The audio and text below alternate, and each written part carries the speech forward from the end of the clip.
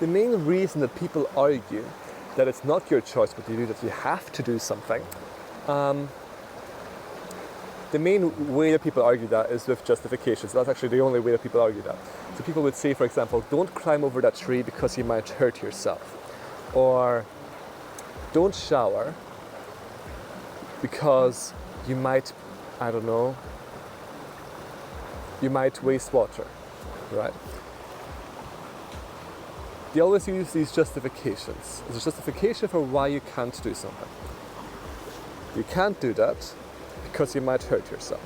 You can't do that because you might waste water. The thing to do here, and the thing to observe here, that's really quite an important aspect of free will, is that it's your choice what you do. Okay? And so obviously you can shower, and obviously you can climb over the tree. But it is not that you can climb over the tree because you won't hurt yourself. It's that you can climb over the tree regardless of whether or not you hurt yourself. It's also not that you can shower because you won't waste water. It's that you can shower regardless of whether or not you waste water. So when people come to you with a justification for why really you're powerless and you can't do anything, don't argue with their assumption. Because what their assumption is, for example, that you cannot waste water or that you cannot hurt yourself. So they're assuming that you can't climb over the tree because you can't hurt yourself.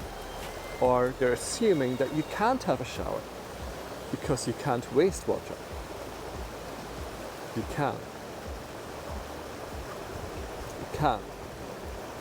And so the trap, in a way, would be to indulge their assumption and to say, I will not hurt myself, or I will not waste water, and this is why. Don't fall into that. Instead, just say to them, well, if I do hurt myself, that's okay. And if I do waste water, that's okay as well. I can do that. And that way, it just shuts it down immediately. Because they'll probably be flabbergasted and completely fucking amazed that you think that it's okay if you hurt yourself, or do you think that it's okay if you waste water. But it hits right to the truth of the matter, which is that it's your choice what you do. And that it's your choice what you do doesn't mean that people cannot ask you not to do things. People, of course, can ask you not to do things, but they're always wrong if they're saying to you that you can't do something. And so people can ask you what to do, not to do things. And then you might be asking, so how, for example, if I do not want my sister to, I don't know, listen to music very loudly, how can I ask her to not listen to music very loudly without justifying it or something like that? Or without telling her that she can't?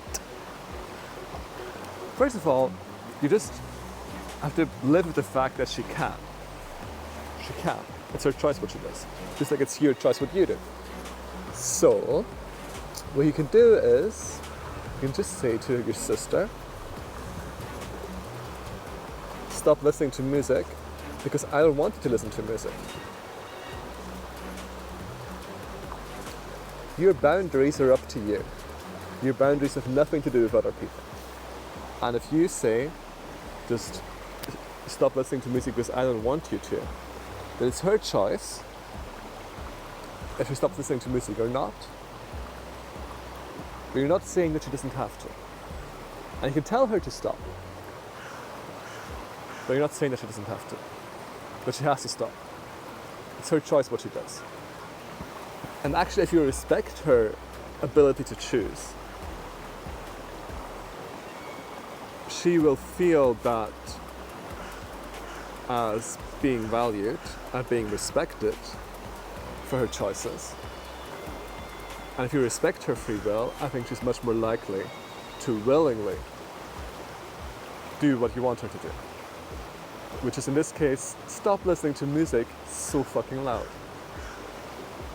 Right?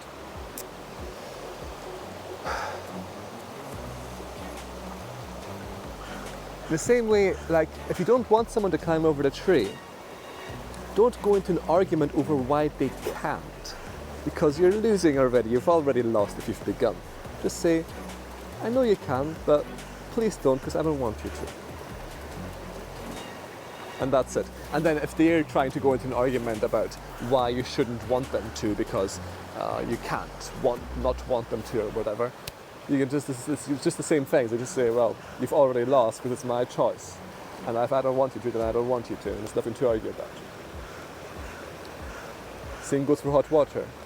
Please don't shower because I don't want you to shower. It's that simple.